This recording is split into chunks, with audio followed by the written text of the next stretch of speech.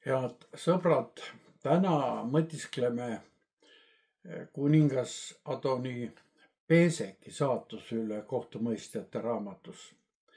See lugu kõneleb hirmuäratavast julmusest ja Jumala õiglusest.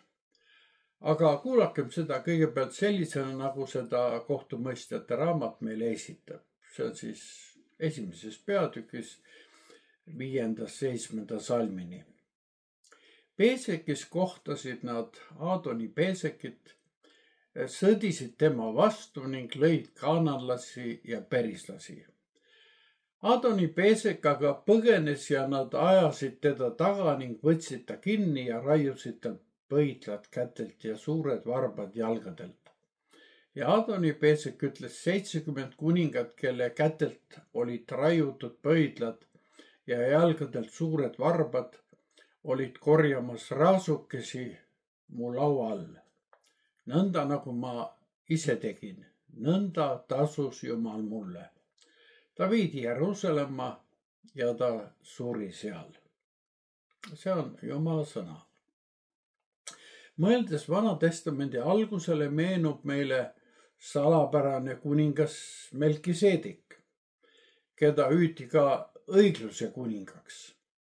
Tänane lugu Adoni Peesekist illustreerib aga vahepeal toimunud tohutut moraalset langust, kusjuures mõlemaid peetakse Jeruusalemma kuningateks.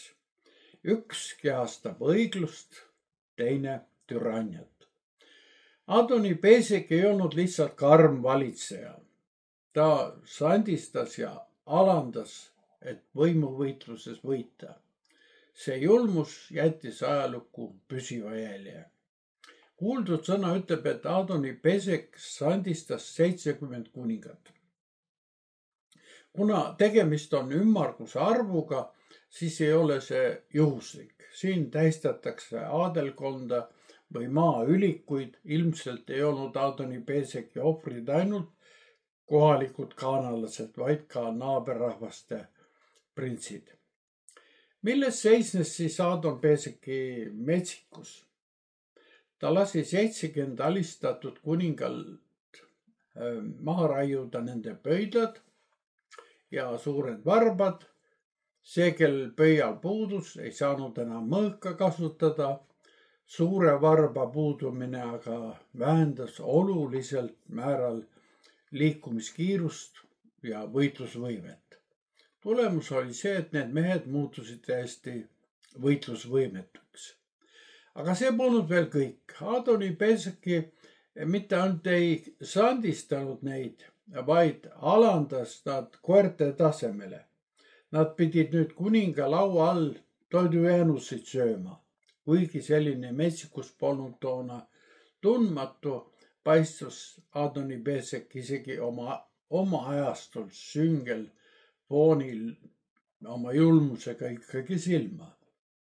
Nüüd on aeg küsida, kuidas suutis valitseja olla nii julm? Julmus, sõbrad, on kõige südametum kurjuse vorm. Julmus on selline madal rõõm, mida saadakse teiste inimeste kannatustest. Miski ei hävita inimlikkust rohkem kui julmus. See on inimese moraalne enesetapp. Kõige hirmutavam on aga see, et julmus on kiiresti kasvav ja raskesti ravitav kurjuse vorm. See võib nakatada ja levida laviinina ja sageli isegi aastakümneid mingites valdkondades ja aladel valitseda. Lisaks julmusele iseloomustab Adoni Peesekit ka hooplev hoiak. Ta tundis rahuldust ja hooples oma julmusest. Kuid uhkus tuleb enne langust. Selle julmusega võis ta koguda küll 10 000 sõdurit, kuid Juuda Siimoni võita üle näitas, kui madala võitlusmoraaliga see suur vägi tegelikult oli. Lõpuks aga annab oma hinnangu Jumal. Ta leiab patustaja.